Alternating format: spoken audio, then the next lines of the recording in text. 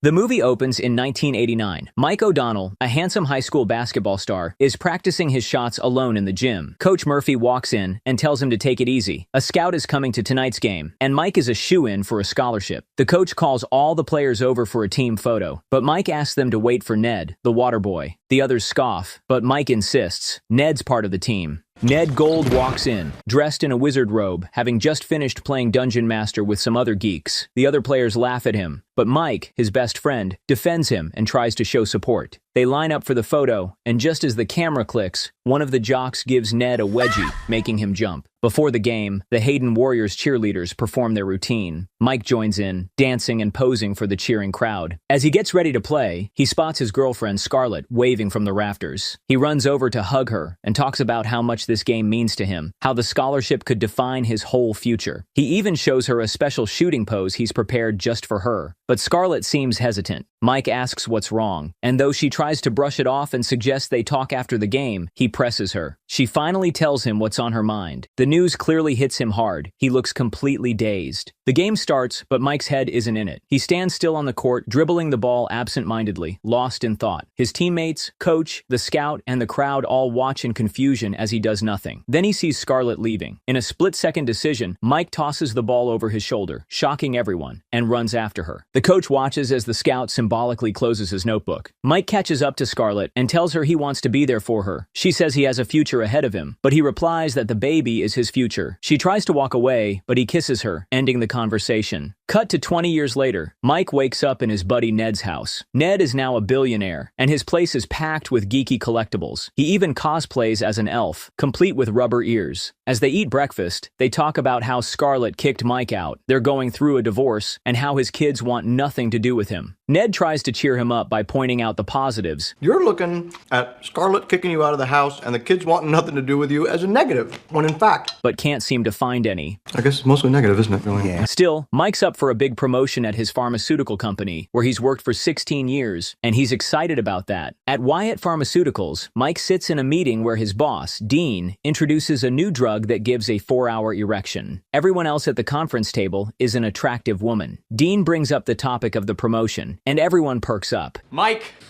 if you could just slide to your left so I can congratulate our new RSM Wendy! To Mike's shock, Dean announces the promotion has been given to one of the women. As they celebrate, Mike sits there stunned. After the meeting, Mike confronts Dean. He reminds him that he's been with the company for 16 years, while the woman just joined a few months ago, and that he has the best numbers on the team. You should think of it as a compliment. Think of it as us saying, you're just too valuable to promote. But Dean brushes him off to take a phone call. Furious, Mike rips out Dean's Bluetooth earpiece and smashes it against the wall. As the celebrating women get into the elevator, Mike stands there, holding a box with his things, clearly defeated. It's implied that he's been fired. Mike drives to his old high school, Hayden. He walks into the empty gym and stands on the basketball court, lost in thought. He then looks at the trophy case in the hallway and finds his team photo from 1989. The school janitor comes by and recognizes him. He says Mike was a high school star who never lived up to his potential. People come back, he says, to relive their glory days. Mike admits the past was better for him. The janitor asks if he wants a do-over. Mike, full of nostalgia, says yes. The janitor smiles. You're sure about that? The bell rings, and Mike's daughter, Maggie, appears in the hallway with her friends. Mike turns around. The janitor is already gone. He says he came to take Maggie and her brother out for ice cream.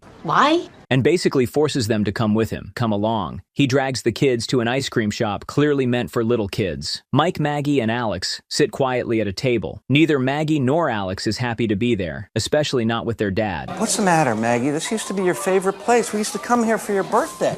Yeah, when I was like 8. Maggie pointedly puts in her earphones, while Alex keeps his eyes glued to his PSP. Mike tries to talk to Alex about how basketball is going, assuming he's on the school team. Alex plays along just to get him to back off, and then shifts the conversation to Maggie. Maggie got into Georgetown. Mike tries to congratulate her, but she acts like she's lost in the music, though her earphones aren't even plugged in. He drops them off at home. They both head inside without saying a word. In the yard, Mike sees Scarlett throwing his stuff into the wood chipper. She tells him she's redesigning the yard as a showcase for her new landscape design business. He asks her not to touch the yard. He's put a lot of effort into it. She reminds him that all he did was start building a half-finished barbecue pit, which he worked on for half an hour. And then you spent the next 2 days complaining about if you had gone to college, then you could have hired someone else to do it. Same with the hammock, which has been lying around half-assembled for years. I think you quit that one because you just decided not to try anymore. She says she's tired of hearing him complain for 19 years that he ruined his life because of her. Mike admits he's disappointed with his life. I never asked you to marry me. Yeah, but I did. Offended by his words, Scarlett snaps that at least now they're no longer holding each other back. Scar. I'll see you at court, okay? Just then, Scarlett's friend Naomi arrives. Mike and Naomi clearly don't get along. Mike. Naomi. Naomi. I don't care. She encourages Scarlett to start dating again, telling her it's time to get back on the market. Scarlett says goodbye to Mike and goes back inside. Depressed, Mike walks out, just as it starts to rain. He drives through the storm, and his car radio begins to glitch, flipping through stations rapidly. At one point, he hears the janitor's voice on the radio. You sure about that? As he drives over a bridge, he spots a man standing on the edge, looking ready to jump. Mike slams on the brakes and shouts out. The man turns. It's the janitor from Hayden High. At that moment, a truck blocks the view. When it passes, the janitor is already gone. Mike runs to the edge and looks down. To his shock, he sees a whirlpool in the water, his younger self reaching up toward him. Suddenly, Mike slips and falls in. Later, Mike shows up at Ned's house, soaking wet and covered in mud. He stands under the shower, rinsing himself off. Then he looks into the mirror and screams. He's back in the body of his 17-year-old self. Ned wakes up in his Star Wars-themed bed, startled by the scream. In the bathroom, Mike stares at his reflection in disbelief. Ned sneaks into the room wearing a Spartan helmet and holding a battle axe. Seeing the young stranger, he assumes it's an intruder and swings. Thanks to the endless supply of geeky weapons in Ned's house, they end up having a full-on scuffle. Mike tries to explain who he is, but Ned is too freaked out to listen. Mike's younger, faster, and more agile, so he holds his own. Oh, wow. I feel great. They end up sword fighting with lightsabers. Mike brings up specific memories only the real Mike would know. You have an undescended testicle. Googleable! But Ned, being a wealthy and well-known guy, suspects it's just someone who stalked him online and memorized the details. Eventually, Mike overpowers him, but Ned fakes surrender, then kicks Mike in the groin the moment he lowers his guard. Just as Ned's about to knock him out with a picture frame, he catches a glimpse of the graduation photo from 1989, him and Mike together. Oh my God. A little later, Ned pieces things together using all his comic book knowledge and pop culture references. Are you now, or have you ever been, a Norse god, vampire, or time-traveling cyborg? I've known you since, what, first grade? I think maybe I would have told you. Vampire wouldn't tell. Cyborg wouldn't know. Were you at any point shot by a gamma ray? No. Exposed to gamma radiation of any shape? No, any kind? Ned. No. Wouldn't see it. Shut up. Through a process of nerdy deduction, he concludes that Mike must have gone through a spirit guide transformation magic. He explains that some sort of spirit guide has probably sent Mike back to set his life on the right path. Which is what? What do I look like, your spirit guide? Mike realizes the janitor must be his spirit guide. The janitor. Still wearing older Mike's dirty, oversized suit, Mike races back to Hayden High. He frantically asks the students if they've seen the janitor. He finds a female janitor who tells him she's the only one working there. There's an older guy with white hair. I showed him this picture of me. You? Yeah. That picture's from 1989. Right, forget it. As she walks away, Mike notices Alex. He calls out to his son, but Alex runs off like a scared puppy.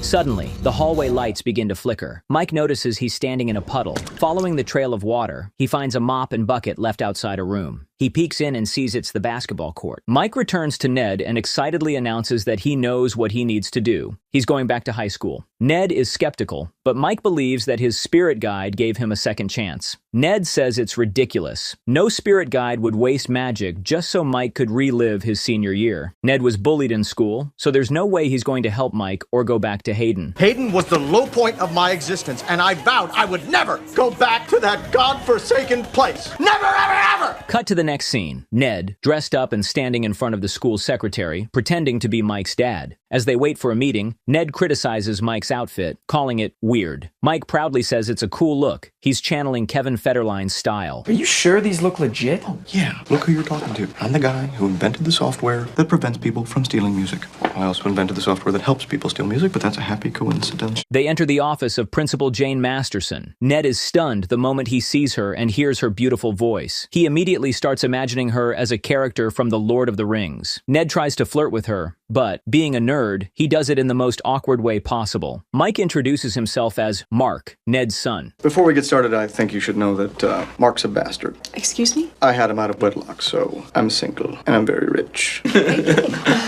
Jane is impressed by his transcripts and accepts him into the school. As they wrap up, Ned keeps the cringe going. He even asks permission to smell her hair. Mike is dying of secondhand embarrassment. I think now would probably be a good time to tell you that I don't date my students' parents. And quickly drags Ned out of the office. Walking through the halls, students stare at Mike's Kevin Federline-inspired outfit. But after being so smitten with the principal, Ned is now fully on board. He decides to help Mike with everything, so he takes Mike shopping. And the least I can do is make sure that my fake son doesn't look like a total douche.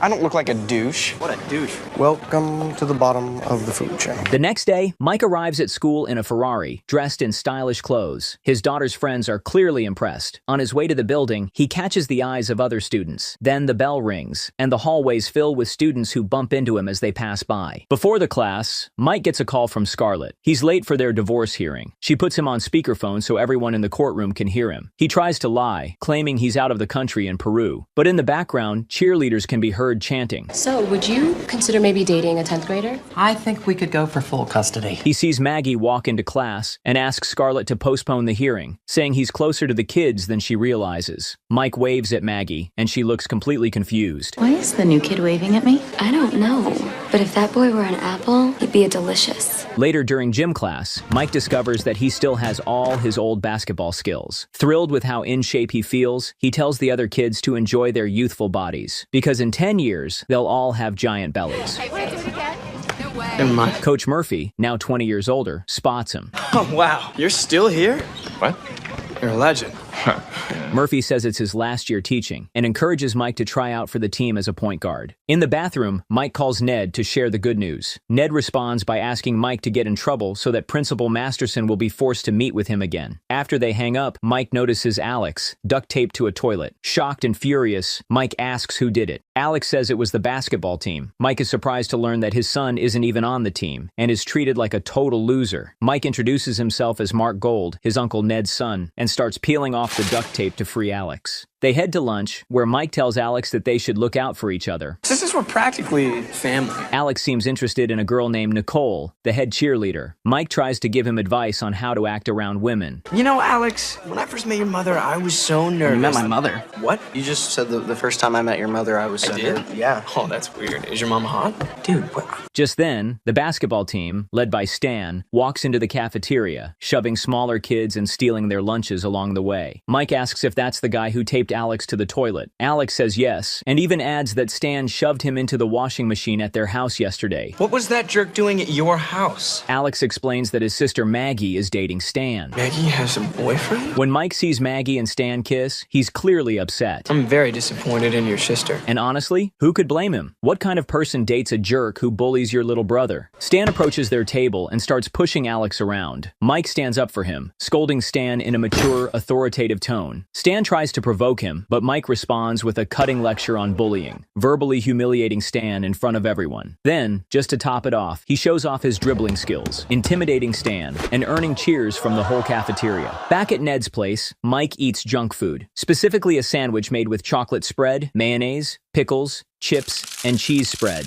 Could really go for something like that right now. As he eats, he laments the state of his kids' lives. His son is a punching bag, and his daughter is dating a bully. But now, it all starts to make sense. He realizes his spirit path is to help his kids. He drives over to his ex-wife's house and spots Alex in the yard, shooting hoops. To Mike's surprise, Alex is actually pretty good at basketball. He realizes that Alex should be on the basketball team. That's part of his mission. Just then, Scarlett and Naomi pull into the driveway. Alex introduces Mike as Mark, Ned's bastard. Scarlett is startled when she sees Mike. He looks so much like her husband. She grabs his face and pulls on his cheeks, remarking how uncanny the resemblance is. Naomi quickly drags her away, encouraging her to start dating again. Okay, you wait here. I'm gonna go smell him. No. Wait. You're not allowed to smell teenagers. Naomi even begins explaining how to move on in very specific detail. This annoys Mike, and he throws the basketball at her, then quickly apologizes, while still politely scolding her her for trying to set up a married woman. If this were Afghanistan, she'd be dragged through the streets by goats. With her hands cut off, I'm just saying. Naomi. I don't care. The next day at school, Mike walks into class and finds Stan and Maggie kissing. He awkwardly interrupts them and takes a seat. The topic of the day is abstinence. Mike jumps in and says it's a great idea, suggesting that everyone should make a pact to abstain from sex. The class bursts into laughter and disbelief. The teacher, knowing abstinence likely won't happen, shifts the lesson to safe sex and passes around a box of condoms. Mike is horrified when Stan grabs a whole handful. Mike says he doesn't need any. He'll only have sex with the girl he loves. You know why? You know why I don't need one? Because there's no one that I'm in love with. It's called making love, isn't it? Maybe I'm old-fashioned. And sex should be reserved for married couples who want to have children. You know, when you're ready to take that love and turn it into a baby. Because that's what love is. It's that first moment when you hold your baby girl and you didn't know that anything could be so small or so delicate, and you feel that tiny heartbeat, and you know that you couldn't love anything more in the whole world. And you hope that you can do right by that little girl and always be there to catch her when she falls, and that nothing ever hurts her, not a broken arm or a bad dream or a broken heart. Some of the girls are visibly touched and begin returning the condoms, but then Stan grabs even more and forcibly kisses Maggie. Furious, Mike lunges at Stan. The two get into a fight, but Mike ends up getting beat down. The entire fight is captured on students' phones and spreads through the school like wildfire. Mike is called to the principal's office along with his dad, Ned, who shows up dressed to impress. Mike asks him what on earth he's wearing. To the untrained eye, I look like a total idiot. You do, in fact. But it's actually a seduction technique known as peacocking. Inside Jane's office, Ned tries his outlandish peacocking technique to flirt. Are you peacocking? Really? You think that's gonna work? I think it's just mine. Later, Mike stops by Scarlett's house and finds her in the backyard, preparing for some landscaping. She walks him through her plans to renovate the yard, including adding a pond with water features. It's gonna be amazing, Scar. What did you just call me? I just said it's gonna be amazing. You called me Scar? My husband's the only one who ever calls me that. Mike quickly changes the subject, offering to help. Volunteer, I'm young, I'm strong. Oh, right, got it. I realized that whole lady cougar hunting, mothers I'd like to whatever. I didn't even mean it. In the end, he manages to convince her that he genuinely just wants to help. Over the next few days, Mike trains Alex for basketball. Mike also goes out of his way to keep Maggie away from Stan. Meanwhile, Mike helps Scarlett with the backyard. At the same time, Ned keeps pursuing Principal Jane, constantly bothering her with his bizarre attempts at flirting. He sends her inappropriate gifts and tries to impress her by picking her up after work in different flashy cars. But instead of impressing her, it mostly creeps her out. After days of hard work, both Mike and Alex make the basketball team. Scarlett congratulates her son. Mike, acting on instinct, joins in. Oh, Mark, that's super inappropriate. Nice. Scarlett shows them the finished backyard. It looks beautiful. Mike compliments her and encourages her to start a business. She's flattered by his support. Then, she tells him she has a date that evening, which includes dancing. Later, Mike sees her dancing in front of a mirror and asks her to teach him. He boldly changes the music to a song from their wedding, which confuses Scarlett. That's the song that my husband and I danced to at our wedding. A man of good taste. He crosses a line, getting too close and clearly caught in the moment. Scarlett tries to refocus him on the dance, but eventually, they begin dancing together smoothly. As they dance, Mike asks her about her husband, if there's any chance they'll get back together. She says she's pretty sure there isn't. He pushes further, asking why she's so certain. Jump. Oh! As he spins her in his arms, they're suddenly interrupted by Alex, Mom? Yeah. who's clearly weirded out by what he's seeing. Hey, Alex. I'm your mom. I'm Alex's mom, Mark. He tells them her date has arrived. At the front door, Mike meets the guy and immediately starts roasting him. Mark. No, that's okay. I'm a single dad. It's totally normal for sons to feel weird when their moms date. It's not my son. Then that's weird. He's clearly upset and tries to talk Scarlett out of going. Before leaving, she hands him the divorce papers and asks him to give them to Mike, assuming both he and Mark live at Ned's house. Right after Scarlett leaves, Stan shows up to pick up Maggie for a party, and Mike brings Alex along to the party to keep an eye on her. The party is at a bowling alley. Alex is nervous, but Mike reassures him that now he's part of the basketball team, he has every right to be there, and no one is going to mess with him anymore. They spot Nicole, and Alex immediately tries to run away, but Mike stops him. He tells Alex that he's not a loser and practically forces him to go up to her. Alex awkwardly approaches Nicole and nervously compliments her. In the process, he gets too close to a candle, and his pant leg catches fire. He frantically runs off to the restroom to put it out. While searching for Maggie, Mike gets cornered by 3 of her friends, who try to seduce him. Maggie's not here, but I am. And I'm really glad you came. Okay. I was kicked off the cheerleading squad for being too flexible. Okay, sit down. If you girls don't respect yourselves, then how do you expect anyone else to respect you? Don't respect me. No, don't respect me. You don't even have to remember my name. This is some other dad's problem. Mike finds Maggie and sits next to her. He asks what she sees in Stan. She casually replies that after high school, she and Stan plan to move in together. He'll work at Home Depot while she attends community college to be closer to him. Mike is appalled. Forgetting that he's supposed to be just a classmate, not her father, he angrily forbids her from seeing Stan. There's no way in hell that's happening. Excuse me? You think I'm gonna let you mortgage your future? You're gonna let you throw away all your hard work for some guy, some psychopathic guy who doesn't care about you? I forbid you. Okay, who the hell do you think you are, my father? The next day, there's a basketball game. Scarlett is in the audience with her date. Hayden High is trailing by a few points. During the game, Mike sees Stan making out with Maggie and gets visibly upset. Fueled by emotion, he scores a few quick points to close the gap. With only seconds left, Mike gets the ball. Coach Murphy orders him to pass it to Stan, and the rest of the team expects him to follow through. But instead, Mike passes the ball to Alex, who sinks a three-pointer, clutching victory for the team. Alex becomes the star of the game. Everyone cheers and celebrates, while Stan is left fuming. Nicole congratulates Alex and leans in to embrace him. He nearly ruins the moment with his nervousness, not wanting to get her sweaty. After the game, Ned corners Principal Jane and asks her out to dinner. She's annoyed by his previous antics, and he tries to win her over by promising to buy every student a laptop. She reluctantly agrees, but only under strict conditions. No flashy gestures, no more inappropriate gifts, and he has to promise to behave himself. With Ned now busy with the principal, Mike seizes the moment and announces a party at his place to help Alex impress Nicole. Later, Mike finds Maggie crying and goes to comfort her. Tearfully, she tells him that Stan dumped her because she refused to have sex with him. Mike is immensely relieved and consoles her, but Maggie misinterprets his fatherly support and tries to kiss him. He quickly dodges and sidesteps the moment, inviting her to the party instead. Word spreads fast, and soon the entire school knows about the party. Meanwhile, at a fancy restaurant, Ned tries to act sophisticated for Jane, but ends up blowing it. He drops the act and speaks from the heart, confessing that he's just a dork trying to impress her. I'm not even the kind of guy who comes to places like this. I'm a dork. I'm the kind of guy who spends 10 grand on Gandalf the Grey's quarterstaff from the Two Towers.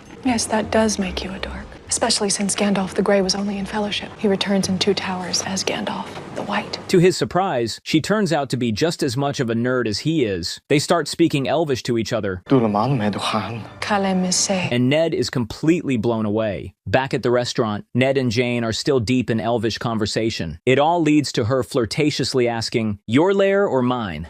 We'll take the check. That evening, all the students swarm to Ned's house for the party like flies on crap. Mike sees Alex finally hitting it off with Nicole. Stan shows up drunk at the party and tries to apologize to Maggie. She brushes him off, telling him she's with someone else. Mike steps in and warns Stan to leave before he calls the police. Stan insults Maggie, pushing Mike to take a swing at him. He misses, and Stan knocks him out with a punch. When Mike regains consciousness, he finds his head on Maggie's lap as she caresses him. Horrified, he pulls away, but she playfully jumps on him, thinking it's a game. To stop her, he tells her he has another girlfriend. She accepts it and walks away. You tell your girlfriend. She better keep a close eye on you.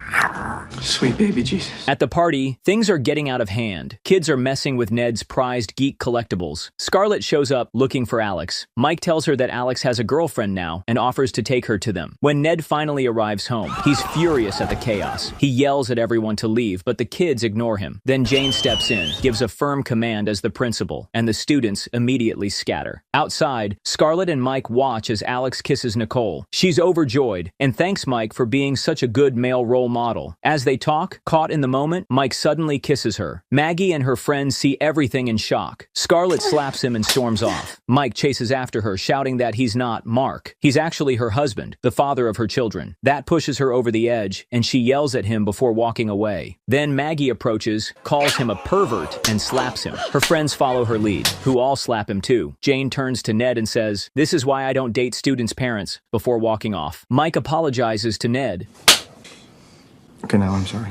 I guess I deserve that. Second one's out of line. Second one was uncalled for. I'm sorry. You okay? I'm really sorry. 3 makes it even. Now we're even. How are you? You okay? Yeah. The next morning, Ned is cleaning up the aftermath of the party while Mike sulks over everything he's messed up. Ned reminds him he has a divorce hearing in 20 minutes. Using a police siren, Ned speeds Mike to the courthouse in his Ferrari convertible. Inside the courtroom, Ned bursts in pretending to be Mike's lawyer. As always, he's got forged documents to back it up. And it's a little bit smeared because I sat on it in the car, not because I printed it out recently. All right, let's pretend that's real. But he acts like such a weirdo that the judge orders the bailiffs to remove both Ned and Mike from the courtroom. As he's being dragged out, Mike shouts that he has a letter from Mike O'Donnell. Scarlett asks the judge if she can hear it. Mike reads the letter, barely holding back tears. He recalls the first time he met Scarlett and confesses how deeply he loves her. He apologizes for blaming her for his own failures. Though he doesn't want to lose her, he says he's ready to let her go if it means she can move on and be happy. When he finishes, Mike leaves the paper behind and walks out. Moved by his words, Scarlett asks the judge to postpone the hearing. Out of curiosity, she picks up the paper he left behind and sees that it's just the hearing notice with the date and address. At Ned's house, Mike shoots hoops and says that his family will be better off without him. He's ready to move on and go to college. At Scarlett's house, she flips through their high school yearbook and finds Mike's 1989 picture. Then, outside in the hammock that Mike finally fixed, she sees his wedding ring and a handwritten note. In the letter, he apologizes for not finishing what he started. At the basketball court, just like in the beginning of the movie, Coach Murphy tells Mike there's a scout coming and that he's a shoo-in. A team photo is taken. As the game is about to begin, Scarlett and Maggie enter. Maggie tells her mom she's planning to go to Georgetown, just like Mike once hoped. Ned approaches Jane and says he can't lose her and wants to start over. I have told you before that I am the principal, and I cannot be seen with my students' parents. But Jane, how can you be seen with me when I'm wearing a cloak of invisibility? After a few Tolkien-style lines, the connection between them sparks again. The game starts. Mike looks up and sees Scarlett in the stands. He makes the same special shooting pose he once made for her. Understanding what's happening, Scarlett stands and starts to walk away. Just like the beginning of the film, he sees her near the rafters, about to leave. The coach, the crowd, the scout, it's all unfolding the same way. This time, Mike makes the same choice. He gives the ball to Alex and runs after Scarlett. As he leaves the court, the janitor watches with a smile. Alex is subbed into the game. Mike runs through the hallway, and as he does, his vision blurs. He's passing through the portal. Just before he reaches the door, Scarlett appears behind him and asks if it's really him. It is. He's back to his true self, her husband. He tells her he loves her and wants to be with her. He promises to make it up to her. Scarlett forgives him, and they kiss. Thanks to Alex, Hayden High wins the game. A few days later, Mike stops by Ned's bedroom to return his house key and thank him. But to his surprise, he finds Principal Jane under the covers. Mike calls her boss, because now that Coach Murphy has retired after 20 years, Mike is the new basketball coach. Ned gifts him a brand new whistle. And with that, the movie ends. I made this video in memory of Matthew Perry and Michelle Trachtenberg. And yes, I know those cars weren't Ferraris. I'm just fishing for a few comments like, wow, this